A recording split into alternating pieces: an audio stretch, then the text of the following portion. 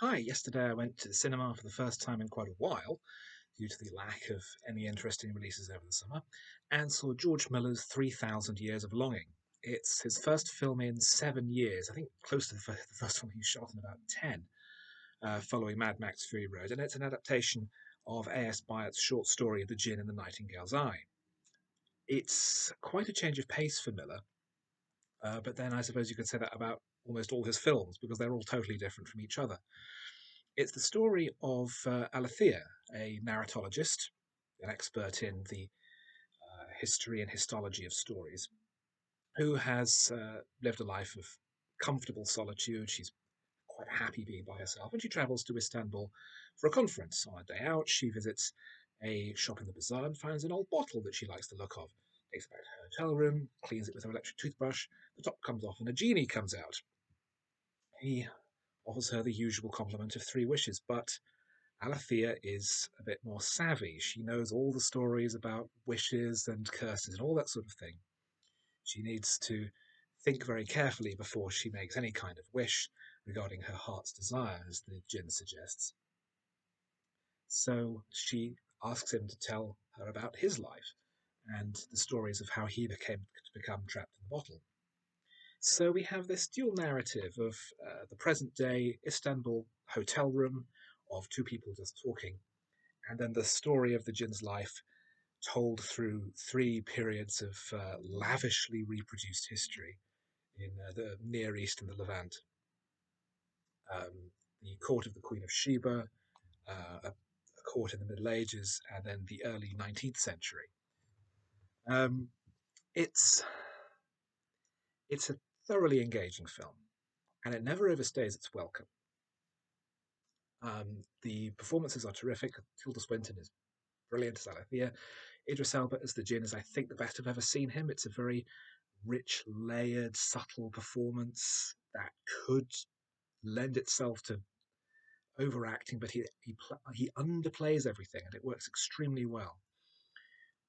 The direction is flawless. The simplicity of the present day settings are matched by the elaborate opulence of the historical past settings.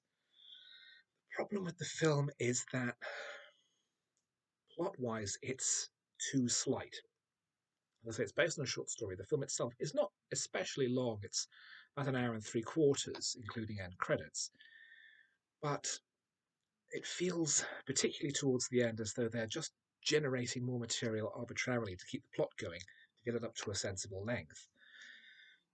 I found the story of the Jinn captivating and engaging, how so much of it is told through narration, through the conversation between Alethea and the Jinn, rather than through having uh, characters within the flashback perform.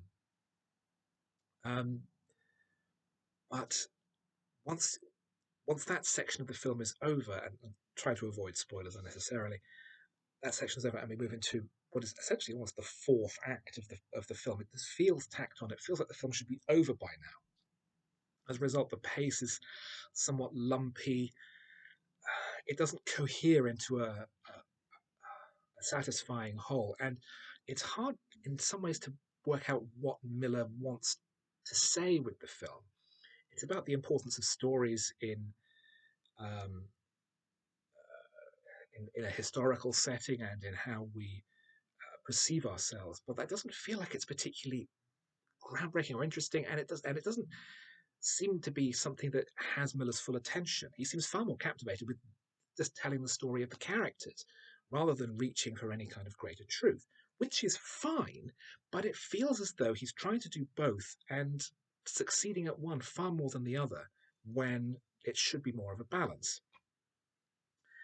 So it's beautiful to look at. It sounds fantastic. Wonderful score by Thomas Holkenberg. Um, Rich orchestral sound that I didn't expect from Junkie XL, who also did the heavy sound of Fury Road, as most of the creative team from Fury Road on the movie. As I say, Swinton and Elba are terrific. It's engaging. It's emotional. It was it was a real contrast with the first episode of The Lord of the Rings of Power, which I watched the night before, which I found to be incredibly alienating and boring. because there was no sense at grounding the characters in something, a situation that the audience can empathise with. The film spends the first 10 minutes establishing Alethea as a very normal, ordinary person in a contemporary setting. The Lord of the Rings film established the hobbits as being these sort of little friendly, homely people who like their creature comforts, much as the audience might before sending them off on a great adventure. That's all by the by. It's just the story in its own of 3,000 Years of Longing would be enough, but then the elaboration and the attempt to add more onto it don't really work, and don't go as far as poisoning the rest of the movie, but it does, I think, sell it rather short. It could have been tighter and more focused, and it could have been so much greater.